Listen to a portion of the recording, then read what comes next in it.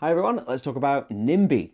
And this is a really, really nice, fast-playing, it's quite a light. It's a little filler game, but it's surprising how much thought can go into your decision of where to go. Considering you've only got two options of do you move into the next occupied space that's one further along, or do you jump to the next empty space?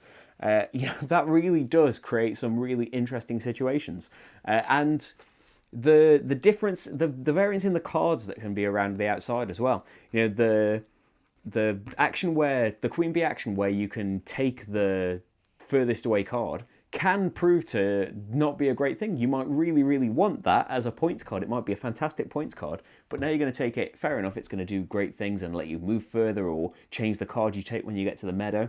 But it might, rob you of the really big points card that maybe you were racing towards in the first place, or someone else can take it away from underneath you.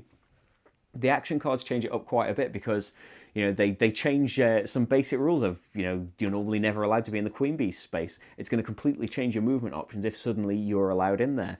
Or maybe you have been stuck with loads of kind of middling, low value cards, and then you get that card that lets you double all of the values of those as well, which would completely change the game. And if everybody saw that, there could be a race for that, and then suddenly those cards are potentially more attractive because the sixes and sevens are out fine, but if you've got the doubles, suddenly you're desperate for the fives and things.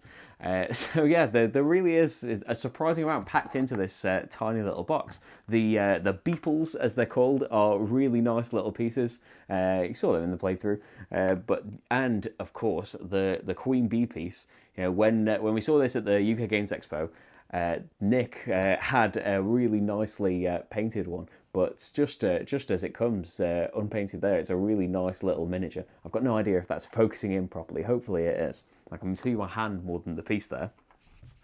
But yeah, the path end cards as well. So that creates an interesting little thing. There was a similar thing in Unearthed that we played recently, where usually we're going to be racing towards these high points value cards, and the action cards that you end up with can change that a little bit. But we are going to be trying to race and puzzle out how to get the highest value cards and try and race to the end to grab those beautiful 14 points.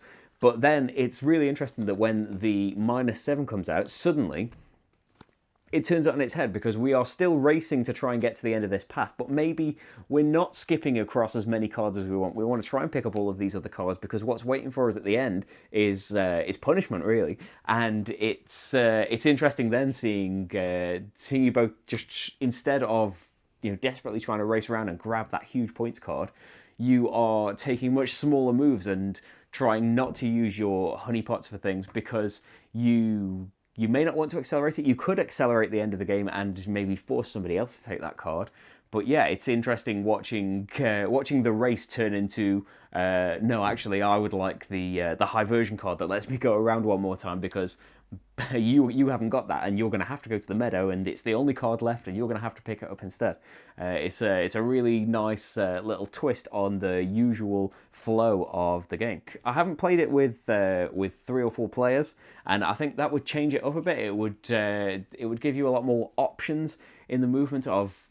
There would be a lot more spaces filled with people, so there would be more to jump over or more to just go into the next space, because in a 2-player game, is the person in front of you. If not, you're going to have to jump to the next space. But the 2-player game is good for it's as a lot of these kind of 2-player games are. It's a kind of mind game then of trying to figure out what your opponent is doing. What are they working towards? What are they going to try and do? Are they going to get a chance to snatch something away from you before you get it? How long can you leave going into the meadow? And what are you doing? Are you letting someone else skip into the meadow by going into a certain space? You're going to jump into that space. The Queen Bee's going to go clockwise, and then they're going to get free reign to jump in there and grab the points card that you were desperate for.